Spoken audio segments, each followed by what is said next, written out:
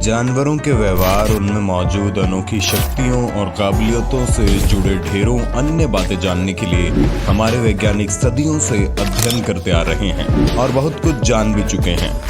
लेकिन हमारी धरती भी कोई कम अतरंगी थोड़ी है। अनेक अध्ययन होने के बावजूद कई बार जानवर कुछ ऐसा अजीबोगरीब व्यवहार या ऐसी अद्भुत सुपर पावर्स के नमूने दिखा जाते हैं जिन्हें देख पूरी दुनिया के वैज्ञानिक भी स्तब्ध रह जाते हैं। वैसे तो इस पर अब तक हमने 7 पार्ट्स बना दिए हैं, लेकिन आपका प्यार और नेक्स्ट पार्ट की डिमांड को देखते हुए आज हम हिंदी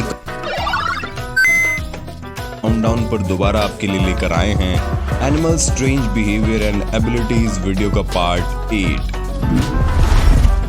ड्रैगन फ्लाइंग लिजर्ड। आपने जितनी भी छिपकलियां देखी होंगी उन सभी के पास जमीन पर चलने और दीवार पर चिपक कर चढ़ने की काबिलियत होती है। लेकिन अब मिली एक ऐसी भारतीय छिपकली से जिसे फ्लाइंग लिजर्ड नाम से जाना जाता है, जिसका साइंटिफिक नाम ड्रैकोडुसुमिरी है।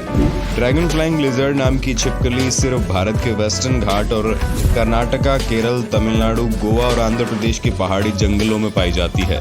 उड़ने पर बात करें तो ये छिपकली पक्षियों की तरह उड़ती नहीं है, बल्कि असल में एक शानदार ग्लाइडर होती हैं। हवा में ग्लाइड करते हुए ये 10 से 20 मीटर तक की उड़ान भर सकती है। इस उड़ान में उनकी मदद उनके रिकबेज से जुड़ी मेम्ब्रेन यानी कि झिल्ली सहायता करती है।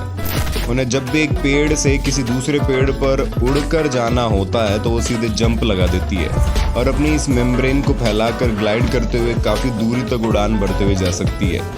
ये कुछ हद तक रंग बदलने में भी माहिर होती है। ये काबिलियत सुनकर शायद आपको इनसे डर लगने लगे, लेकिन घबराइए नहीं, क्योंकि इंसानों को इनसे खतरा नहीं है। ये सिर्फ छोटे कीड़े मकोड़े या चींटियां ही खाती है। हॉर्नेड लिजर्ड। अब जब छिपकलियों की बात ही चल गई है तो आपको एक ऐसी छिपकली से मिलवा देते हैं जो अपने अनोखे डिफेंस मैकेनिज्म के लिए जानी जाती है। कम स्पीड और आलसीपन की वजह से हॉर्नेड लिजर्ड नामक इस छिपकली का शिकार करना हर शिकारी के लिए आसान हो जाता अगर कुदरत ने इसे ये सुपर पावर नहीं दी होती। जब भी हॉर्नेड लिजर्ड को हल्के में लेकर कोई शिकारी इस पर हमला करने के लिए करीब आता है तो ये अपनी आंखों से खून का सटीक स्प्रे करती है। ये खून शिकारी को डराता तो है, लेकिन इसके साथ ही अगर ये खून शिकारी के शरीर पर लग जाए तो उसे भयानक जलन और खतरनाक गंध का अनुभव भी करवाता है। बता दें कि हॉर्नेड लिजर्ड जितना खून एक स्प्रे में फेंकता है वो उनके शरीर में मौजूद खून का 30% हिस्सा होता है, जो कि कुछ ही समय बाद वापस से रिकवर हो जाता है। Split fin flashlight fish. इस फिश की खास विशेषता यह है कि इसकी आंखों के नीचे 2 बीन के आकार के टॉर्च जैसे अंग होते हैं, जिनमें बायोल्यूमिनेसेंट बैक्टीरिया होता है, जिसे मछली पलक झपकाकर चालू या बंद कर सकती है। ये उन चुनिंदा फिशेस में से एक है जो बायोल्यूमिनेसेंट काबिलियत होने के बावजूद उथले पानी में पाई जाती है। एक खूबसूरत फिश पश्चिमी और मध्य प्रशांत महासागर में फिलीपींस और इंडोनेशिया से पूर्व में तुमोटस, उत्तर में जापान और दक्षिण में ग्रेट बैरियर रीफ तक मिल जाती है। Split fin flash light fish धूप से बचती है और अंधेरे क्षेत्रों में शिकार करना चाहती है। ये मुख्य रूप से जूप्लांक्टन को खाती है। अंधेरे में इसकी आंखें बड़ी बड़ी चमकदार दिखाई देती हैं, जिसका इस्तेमाल अंधेरे में खाना ढूंढने और एक दूसरे को सिग्नल देने में होता है। इनकी इसी खासियत की वजह से लोग इन्हें एक्वेरियम में पालते हैं। Diving bell spider. ये तो हम सब जानते हैं कि मकड़ियां जमीन पर ही अपने सारे काम करती है, लेकिन सेंट्रल यूरोप और नॉर्थ एशिया के कुछ इलाकों में पाई जाने वाली डाइविंग बेल या वाटर स्पाइडर्स नामक ये एक ऐसी इकलौती मकड़ी है जो अपना अधिकतर जीवन पानी में रहते हुए व्यतीत करती है। जबकि इन मकड़ियों के पास पानी के अंदर रहने के लिए मछलियों की तरह कोई विशेष अंग भी नहीं होते। सवाल उठना लाजमी है कि अगर इनके पास कोई विशेष अंग नहीं है तो ये पानी में जीवित कैसे रह पाती हैं। चलिए हम बताते हैं। इससे पहले नए व्यूवर्स जल्दी से इस लाल बटन को दबाकर सब्सक्राइब कर लीजिए। अगर आपने pirates of the Caribbean movie देखी है तो ये सीन आपको याद होगा, जिसमें जैक स्पैरो एक बोट में एयर पॉकेट बनाकर नदी के तल पर पहुंच जाता है और सांस लेता रहता है। बस कुछ इसी तरह से ये मकड़ी भी करती है। सबसे पहले पानी के अंदर डोम शेप का जाल बुनती है, फिर ऊपर सतह पर आकर अपने पैरों और बैली पर मौजूद बारीक बालों की मदद से एयर बबल ट्रैप करती है और इसे नीचे लाकर उस डोम शेप जाल में छोड़कर इकट्ठा करती जाती है। ऐसा कई बार करने पर वो डोम पूरी तरह से हवा से भर जाता है और ये उसी में रहती है। या जब भी सांस लेने के लिए हवा की ज़रूरत महसूस होती है तो ये इस एयर बबल में अपना मुंह डालकर सांस लेती है।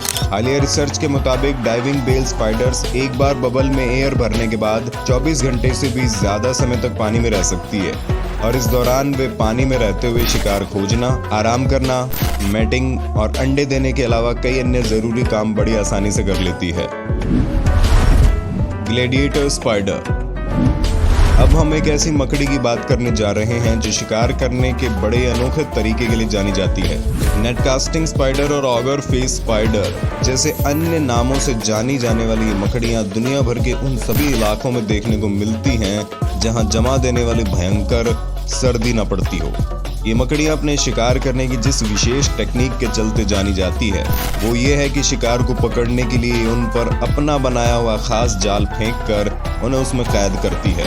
शिकार करने से पहले ये मकड़ियाँ अपने पास एक आयताकार यानी रेक्टेंगल जाल तैयार करती है जो वे अपने सामने के 4 पैरों की मदद से पकड़ कर रखती है। ये खुद को सीधा रख सिर नीचे किए रहती हैं और अपनी तेज नजरें नीचे गड़ाए रखती हैं। जैसे कोई शिकार इसके नीचे से गुजरता है तभी ये तेजी से उस पर एक खास जाल फेंक कर उन्हें उसमें कैद कर लेती है। ये जाल इतना मजबूत होता है कि कोई भी छोटे कीड़े मकोड़े इस जाल की कैद से आज़ाद नहीं हो सकते, जिसके बाद ये उन्हें काट कर पैरालाइज कर देती है और अपना निवाला बना लेती है। Redwood ant. Formica rufa, horse ant जैसे अन्य नामों से जानी जाने वाली ये रेडवुड आंट्स मुख्यतः यूरोप और नॉर्थ अमेरिका में पाई जाती है। ये चींटियां अपने अनोखे डिफेंस मैकेनिज्म के लिए जानी जाती है।